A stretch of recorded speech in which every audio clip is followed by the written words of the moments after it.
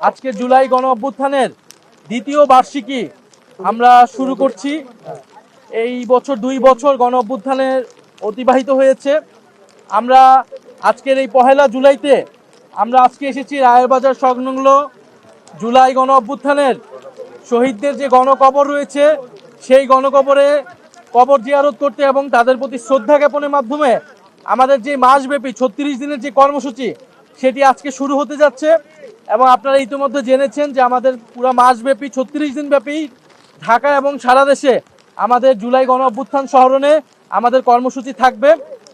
এবং প্রিয় সাংবাদিক ভাই বোনেরা এবং প্রিয় দেশবাসী, আজকের এই দিনে আমরা শ্রদ্ধার সাথে স্মরণ করছি আবু সাইদ, শহীদ আবু সাইদ, মুগ্ধ, ওয়াসিম, ফারহান ফায়াজ, রিয়া গোপ সহ জুলাইয়ের যেই 1400 শহীদ এবং 30,000 যারা আহত রয়েছেন, জুলাই যোদ্ধা যারা রয়েছেন, তাদেরকে আমরা শ্রদ্ধাভরে স্মরণ করছি। আমরা শ্রদ্ধাভরে স্মরণ করছি জুলাই গণ অভ্যুত্থানে বৈষম্য বিরোধী ছাত্র আন্দোলনের ব্যানারে যে অসংখ্য অগণিত বাংলাদেশের ছাত্র সমাজ রাজপথে নেমে এসেছিল।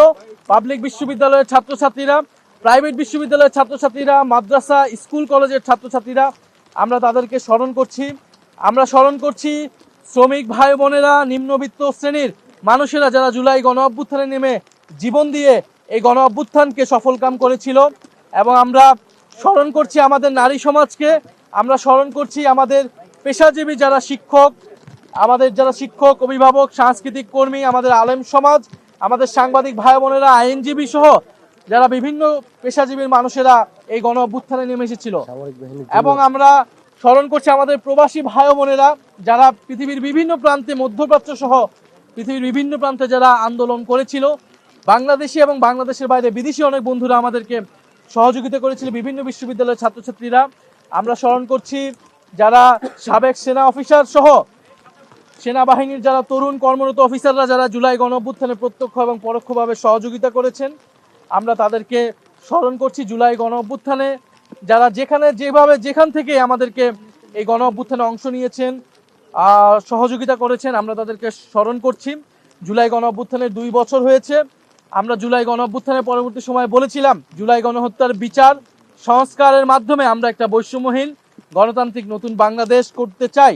সেই বাংলাদেশ, আমরা আকাঙ্ক্ষিত বাংলাদেশ আমরা এখনো পাইনি।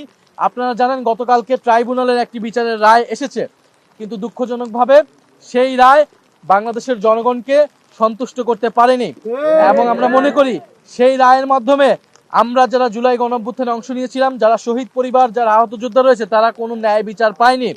হাসানুল হক ইনু, যিনি জাসদের সভাপতি ছিলেন, যিনি আওয়ামী লীগের সহযোগী যেই অ্যালায়েন্স ছিল সেটার অংশ ছিলেন, তিনি কিন্তু জুলাই গণ অভ্যুত্থানে প্রত্যক্ষভাবে গণহত্যায় মদত জুগিয়েছিলেন।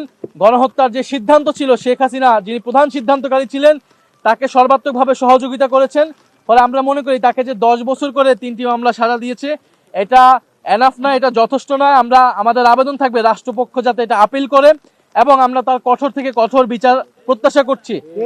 এই সরকার আসার পরে মাত্র 2টি মামলার রায় আমরা পেয়েছি এবং তদন্ত কার্যক্রমে রিপোর্ট দাখিলে আমরা যথেষ্ট ধীরগতি দেখছি।